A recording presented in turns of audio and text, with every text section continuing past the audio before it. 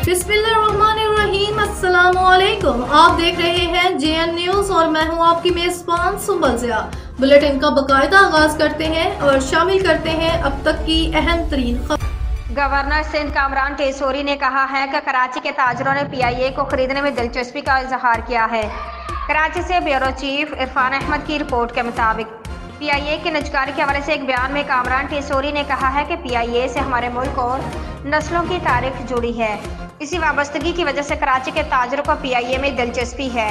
Governor Sindh ने कहा कि कराची के ताजर मुसलसल मुझसे रब्ता करके एयरलाइन के मामले पर बात कर रहे हैं। कराची के ताजर चाहते हैं 1 साल के लिए PIA उन्हें दी जाए। कामरान टेसोरी ने कहा कि कराची के ताजर नई एयरलाइन शुरू करने में भी संजीदा हैं।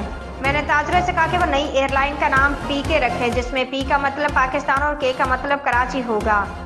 उन्होंने मजीद कहा कि पंजाब एयरलाइन कायम होती है तो भी अच्छा कदम है, इससे रोजगार के मौके पैदा होंगे। कराची एयर शुरू की गई तो मुलाजमतों के मजीद मौके पैदा किए जा सकते हैं।